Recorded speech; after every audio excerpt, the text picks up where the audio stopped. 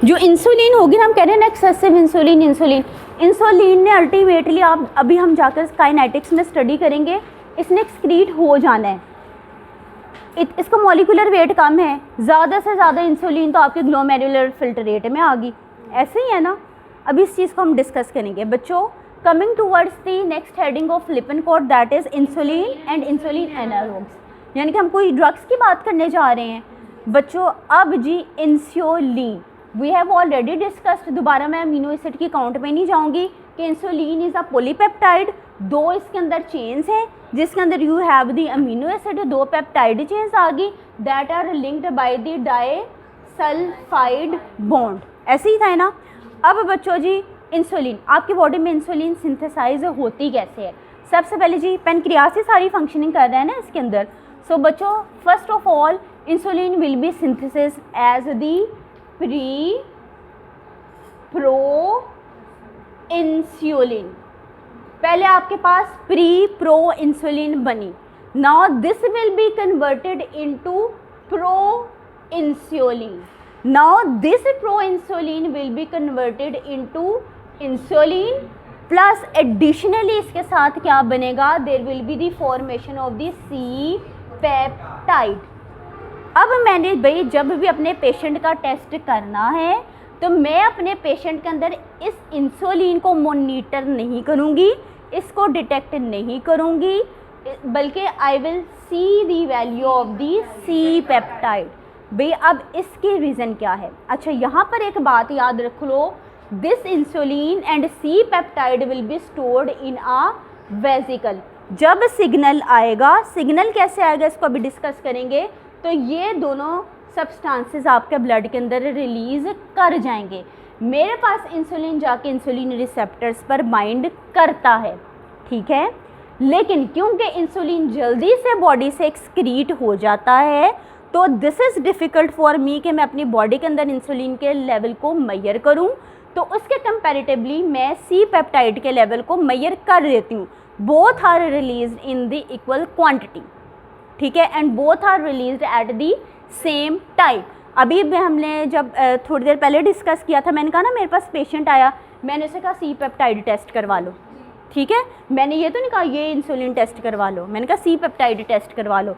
बच्चों क्यों? क्योंकि इंसुलिन आपकी बॉडी के अंदर बहुत जल्दी रेडिली मेटाबोलाइज कर जाती है, एलिमिनेट कर जाती है, आपके लिवर से जल्दी से क्लियर कर जाती है, आपकी किडनी से के थ्रू क्या करते हैं, जल्दी से एक्सक्रीट हो जाती है। सो भाई मैंने क्या किया, मैं सी पेप्टाइड की क्वांटिटी को मेजर कर देती हूँ। मेरे पास जो मोलर रेशियो आती है आपकी पेरिफेरल वीनस ब्लड में सी पेप्टाइड की, दैट इज़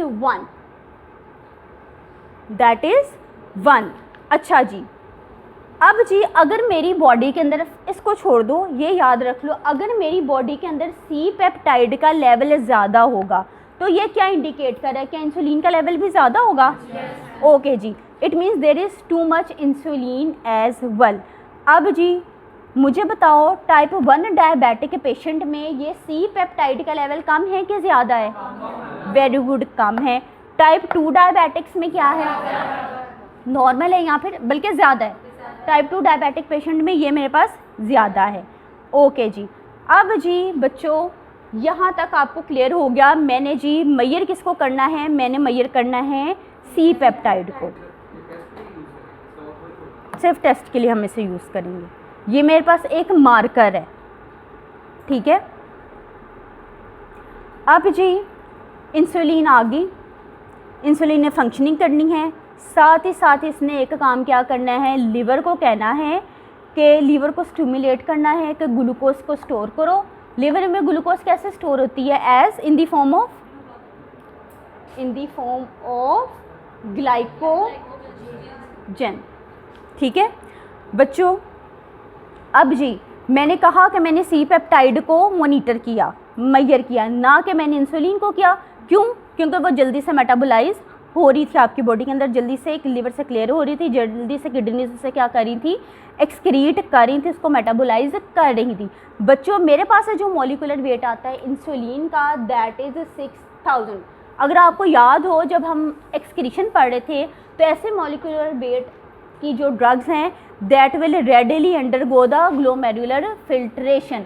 सो 60% जो मेरी इंसुलिन है वो ग्लोमेरुलर फिल्ट्रेशन के अंदर जाएगी, बकाया अब रहेगी मेरे पास बच्चों 40%। जो मेरे पास 40% ड्रग रहेगी है वो पेरिट्यूब्यूलर कैपिलरीज में जाएगी। 60% जो ड्रग है वो ग्लोमेरुलर फिल्ट्रेशन से फिल्टर होकर यूरिन में आ जाएगी।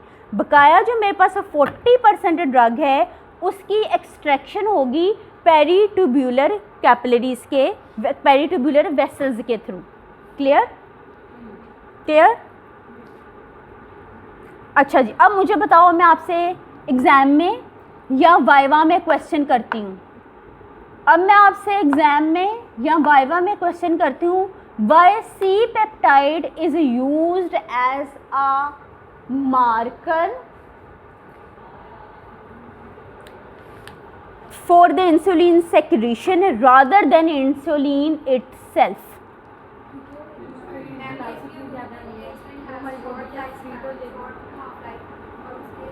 Insulin is because insulin is readily metabolized, it is readily excreted, so by it is easier to measure C peptide। तो क्यों ना हम लोग C peptide की तरफ जाएं। बच्चों अब एक लाइन आपके लिपिन कोड के अंदर लिखी है जो हम लोग मल्टीपल टाइम से डिस्कस कर चुके हैं, लेकिन जस्ट आपको उसको याद करने की ज़रूरत है, उसको कनेक्ट करने की ज़रूरत है। आपके लिपिन कोड के अंदर टेक्स्ट मेंशन है glucose is regulated by the insulin secretion is regulated by the glucose level, blood glucose level, amino acids, hormones and the autonomic mediators. यहाँ भी हम जिक्र करने जा रहे हैं ग्लूकोज का, जो इस सेमेस्टर के अंदर बार बार जिक्र करते रहे हैं। इधर हम ग्लूकोज करने जा रहे हैं आपके ANS का, जो आपने पहले पढ़ा है, लेकिन चीज़ें आपस में इंटरकनेक्टेड होती हैं। यहाँ पर ऑथर आपको कह क्या रहे हैं, सेम चीज़ उसने आगे जाके अपने टेक्स्ट के अंदर डिटेल में भी एक्सप्लेन कर दी। वो कह रहा है कि मेरी इंसुलिन ने क्या करना है, मेरे सेल के अंदर से रिलीज़ होना है। मेरी इंसुलिन ने क्या करना है, मेरे वेजिकल के अंदर से रिलीज़ होना है। ऑथर ने कहा है कि मेरे पास मेरे वेजिकल में इंसुलिन है, सी पेप्टाइड है, मुझे क्या करना है, वेजिकल से इंसुलिन को रिलीज़ कराना है, मुझे पेनक्रियास से इंसुलिन को रिलीज़ कराना है। ये रिलीज़ आपकी डिपेंड करेगी आपके ग्लूकोज के लेवल के ऊपर। This will depend on the level on the amino acids, this will depend on the hormones, this will depend on the autonomic mediators. ये फैक्टर्स इसको कंट्रोल करेंगे। कैसे कंट्रोल करेंगे, चलो जी ग्लूकोज और ऑटोनोमिक मीडिएटर्स की एग्जांपल हम ले लेते हैं। आपकी बुक के अंदर मेंशन है जी क्या होगा कि जैसे ही ग्लूकोज का लेवल बढ़ेगा उसने पेनक्रियास को इंडिकेशन देनी है कि इंसुलिन को रिलीज़ करवाओ। अब ये रिलीज़ का प्रोसेस कैसे होगा, इसने ट्रिगर करना है। अब बेसिकली होगा क्या बच्चों, अब इस सारे प्रोसेस को देखो, मेरे पास अब ये सारा प्रोसेस बहुत इजी सिंपल, लेकिन ये है कि आपके एग्ज़ाम में आ सकते हैं, वाइवा में आ सकते हैं। बच्चों मैंने अपने वेजिकल से क्या करना है, इंसुलिन को रिलीज़ करवाना है। अच्छा, मैंने कहा इसको ट्रिगर कौन करेगा, अमीनो एसिड करेंगे, हार्मोन्स करेंगे, ग्लूकोज करेंगे, ऑटोनोमिक मीडिएटर्स करेंगे। भाई I am going to discuss the कि ग्लूकोज इसको कैसे मीडिएट करेगा। अच्छा जी, अब जो ग्लूकोज का लेवल बढ़ा, ग्लूकोज ने क्या किया, बीटा सेल्स को कहा कि जी you have which type of the GLUT2, this is sodium independent, ATP independent, इसे एनर्जी नहीं ना चाहिए। इस GLUT2 ने क्या किया, मेरे ग्लूकोज को ले गया अंदर। मेरी बुक के टेक्स्ट के अंदर मेंशन है, ऑथर ने डिटेल में नहीं लिखा क्योंकि you have already studied that in biochemistry, कि क्या होगा जैसे ही मेरा ग्लूकोज मेरे सेल के अंदर गया, ग्लूकोज की फॉस्फोरिलेशन हो गई। ग्लूकोज की फॉस्फोरिलेशन हुई किसी एंजाइम की वजह से हुई। एंजाइम का क्या नाम था, दैट वाज दी ग्लूकोकाइनेस। बच्चों ग्लूकोज की फॉस्फोरिलेशन होगी, by the enzyme that is the glucokinase. अच्छा, अभी ऑथर ने लिखा नहीं कि आगे जाके इससे क्या बनेगा। आपने बायोकेमिस्ट्री पढ़ी है ना, there will be the formation of glucose 6 phosphate. अच्छा जी, ग्लूकोज 6 फॉस्फेट बन जाता है। मज़ीद कुछ स्टेप्स आपके ऑथर ने मिस किए हैं, लेकिन क्यों मिस किए हैं, क्योंकि उसे पता है भी आपने बायोकेमिस्ट्री में पढ़ा है थोड़ा सा, लेकिन रिवाइज कर लेते हैं। मेरे पास क्या बन गया, ग्लूकोज 6 फॉस्फेट। पूरा जी अल्टीमेटली ग्लाइकोलिसिस का प्रोसेस चलता जाएगा। ये ग्लाइकोलिसिस ही हो रही है ना, ग्लूकोज की ब्रेकडाउन हो रही है, ग्लाइकोलिसिस का प्रोसेस चलता जाएगा। मेरे पास अल्टीमेटली बनेगा पायरुवेट, याद है, पायरुवेट बन गया मेरे पास। अब पायरुवेट में इसने किसमें कन्वर्ट होना था, कौन से एसिड में, नो, एसिडिक एसिड, इसने कन्वर्ट होना था एसिटिक एसिड। अब एसिटिक एसिड कौन सी साइकिल के अंदर चला जाएगा, एसिड कौन से साइकिल में जाता है, क्रेब्स साइकिल में, TCA साइकिल में, ट्राई कार्बोक्सिलिक एसिड साइकिल में चला गया।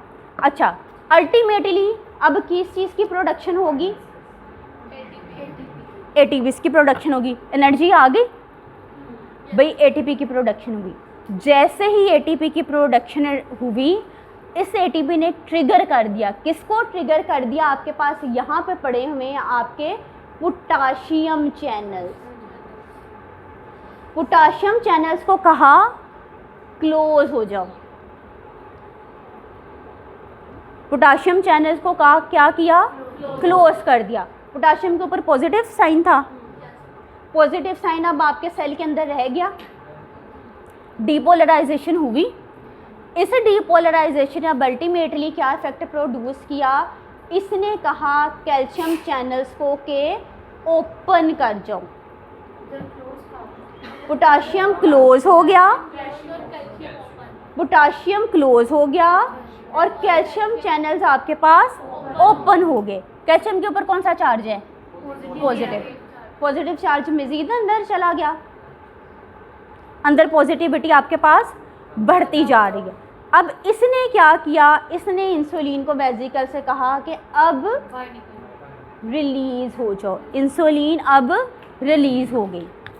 अब जी हो क्या रहा था मेरे पास प्रोसेस, मेरे पास मेरे बीटा सेल्स पे I was having the GLUT2, GLUT2 है मेरे पास पेनक्रियास में, बीटा सेल्स के ऊपर, पेनक्रियास के अंदर स्टोर्ड है भी मेरी इंसुलिन। मेरे GLUT2 के ज़रिए मेरी ग्लूकोज बीटा सेल्स के अंदर गई, अल्टीमेटली ATP की प्रोडक्शन हुई, जिसकी वजह से क्या हुआ, पोटाशियम चैनल्स क्लोज हुए, कैल्शियम चैनल्स ओपन हुए, पॉजिटिविटी बढ़ गई। मेरे जो बीटा सेल्स के अंदर, वेसिकल्स के अंदर जो इंसुलिन थी, उसने क्या किया, एक्सोसाइटोसिस के थ्रू, वो एक्सोसाइटोसिस एग्जिट करना है ना, अब उसने एक्सोसाइटोसिस के थ्रू ये रिलीज हो गई। ओके, इधर एक वर्ड लिखा है बच्चों, आपके टेक्स्ट में लिखा है calcium, intracellular calcium will cause pulsatile insulin exocytosis. Vesicle fuse किया ना, अब जो रिलीज इंसुलिन की कैसे हो रही है, पल्सेटिव। पल्स कैसे चलती है, ऐसे चलती है ना पल्स, ठीक है वही पल्स में पल्सेटिव कहना का है, देयर विल द ब्रस्ट, एकदम ज़्यादा सारी, there will be the release of the insulin followed by a phase जिसमें कम इंसुलिन रिलीज हुई। भाई ग्लूकोज मेरी बॉडी के अंदर ज़्यादा गया ही तब था जब मैंने ज़्यादा खाना खाया था, तो एकदम ज़्यादा इंसुलिन की रिलीज़ हुई। जैसे जैसे मेटाबॉलिज्म होता गया इंसुलिन की रिलीज़ कम हो गई। इज़ इट पल्सेटिव रिलीज़, तो मेरे ऑथर ने बुक में लिख दिया this is pulsatile insulin exocytosis. देखो नेक्स्ट डायग्राम जो येलो कलर में दिया, अब आपको क्लियर है, इसमें यही दिखाया गया ना कि पोटाशियम चैनल्स क्या हुए, ब्लॉक हुए, डीपोलराइजेशन हुई, कैल्शियम अंदर गया, इंसुलिन के वेसिकल्स फ्यूज़ किए मेम्ब्रेन के साथ और इंसुलिन आपकी रिलीज़ हो गई। जितनी एक्स्ट्रा ग्लूकोज है वो क्या कहाँ पे जाएगी, कहाँ पे स्टोर होगी, इन the form of the glycogen. ठीक है, ओके जी, हम यहाँ पर आ गए, ये एक पॉइंट क्लियर हो गया। अब टेक्स्ट में आपके क्या लिखा हुआ था, आपके ऑटोनोमिक मीडिएटर्स भी इसको कंट्रोल करते हैं इंसुलिन की रिलीज़ को। यहाँ पे बच्चों मैं डिस्कस करने जा रही हूँ आपके डेल्टा सेल्स और आपके बीटा सेल्स। पेनक्रियास के ऊपर यू हैव ऑलरेडी स्टडीड कि we were having the muscarinic receptors. मेरे पास जो डेल्टा था उसके ऊपर I was having M1 receptor. मेरे पास जो बीटा सेल्स है, there on the beta cells I have the M3 and M5 receptors. ठीक है बच्चों, डेल्टा सेल्स का क्या काम था? इंसुलिन की प्रोडक्शन को स्टॉप करवाना। जैसे ही मेरी एसिटाइल कोलिन M1 रिसेप्टर के ऊपर बाइंड की, डेल्टा सेल्स एक्टिवेट हुए, इन्होंने इंसुलिन के रिलीज को स्टॉप करवा दिया। मेरे पास अब बीटा सेल्स का काम क्या था? इंसुलिन को रिलीज करवाना।